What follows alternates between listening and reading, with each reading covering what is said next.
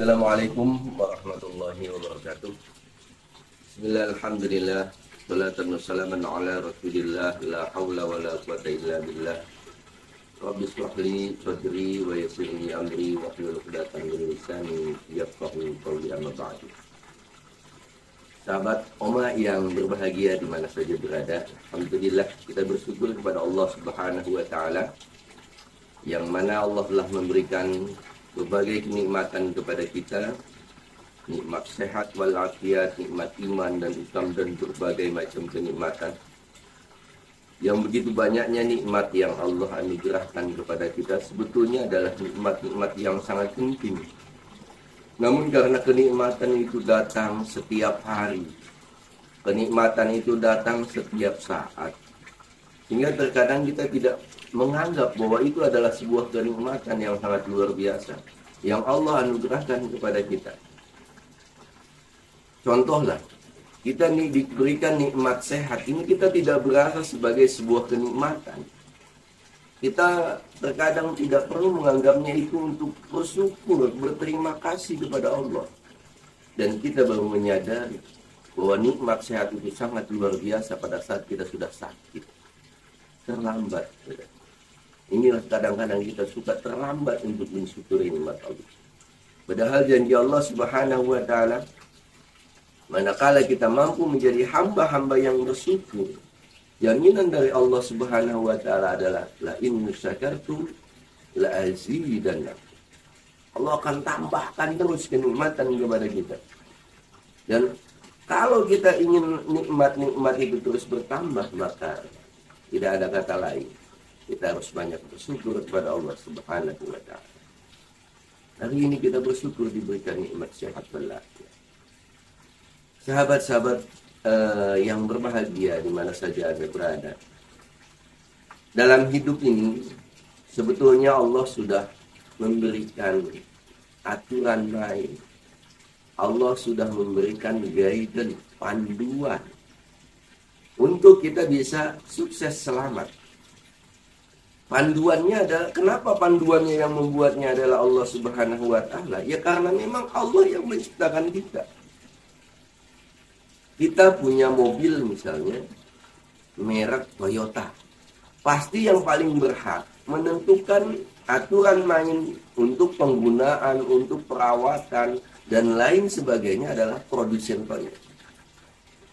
Kalau kita menggunakan Honda, pasti yang paling berhak memberikan aturan mainnya adalah Honda. Karena yang tahu persis bagaimana detail kendaraan tersebut adalah Honda. Begitu logikanya, begitu pula dengan manusia. Manusia ini diciptakan oleh Allah. Alam ini diciptakan oleh Allah. Yang paling berwenang ya hanya Allah Subhanahu wa taala. Karena Allah yang tahu aturan mainnya. Nah, aturan main inilah yang kemudian diwariskan oleh Rasulullah Sallallahu Alaihi Wasallam. Ketika Rasulullah dalam keadaan sakit, beliau sudah menjelang wafat. Itu beliau mengumpulkan sahabat-sahabat. Beliau begitu memikirkan umatnya. Beliau menyatakan ummati. Taraktu fiikum amrayni ma tamassaktum bihima lan tadillu abada kitaballah wa sunnat Rasul.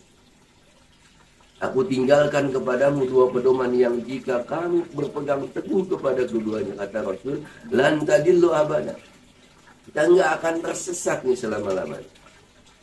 Jadi panduan kita menghadapi kehidupan di alam dunia ini tidak lain adalah Al-Quran dan sunnahnya Rasulullah. Kita tidak bisa paham kepada Al-Quran dan sunnah Rasulullah dengan begitu saja. Maka kita membutuhkan para ulama. Maka ada ijma dan qiyas ulama. Jadi kita membutuhkan para ulama untuk menerjemahkan, untuk menafsirkan Al-Quran dan untuk memahami Al-Quran. Inilah pemahaman kita yang utuh dalam memahami Al-Quran. Kenapa harus Al-Quran? Al-Quran itu adalah kitab suci yang diturunkan oleh Allah Subhanahu wa taala. Yang mana siapa saja yang bersentuhan dengannya itu akan terbawa dengan kemuliaan Al-Quran. Contoh, Al-Quran ini diturunkan kepada Nabi Muhammad Sebelum diturunkan kepada Nabi Muhammad, Al-Quran itu dibawa oleh malaikat Jibril. Maka malaikat Jibril juga kebawa mulia dengan Al-Quran. Makanya malaikat Jibril dikenal juga sebagai Sayyidul Malaika, sayyidnya para malaikat. Al-Quran ini diturunkan kepada Nabi Muhammad. Maka Nabi Muhammad pun dari 25 Nabi yang wajib diketahui oleh setiap Muslim, ini menjadi Nabi akhir zaman, khatamin nabiyyin, khairul mursalin, karena kemuliaan Al-Quran. Al-Quran bersentuhan dengan kertas. Kertas yang tadi mungkin sih tidak ada nilainya, tapi ketika di kertas itu tertulis ayat-ayat suci Al-Quran, maka kertas itu pun akan menjadi mulia. Dibawa kemana-mana dimuliakan. Quran bersentuhan dengan kulit, maka kulitnya sebagai lapisan Al-Quran itu pun akan terbawa menjadi mulia. Apalagi manusia. Ketika manusia menjadikan Al-Quran sebagai guidance-nya, sebagai pedoman hidupnya, pasti akan membawa kemuliaan kepada orang yang senantiasa giat membaca Al-Quran.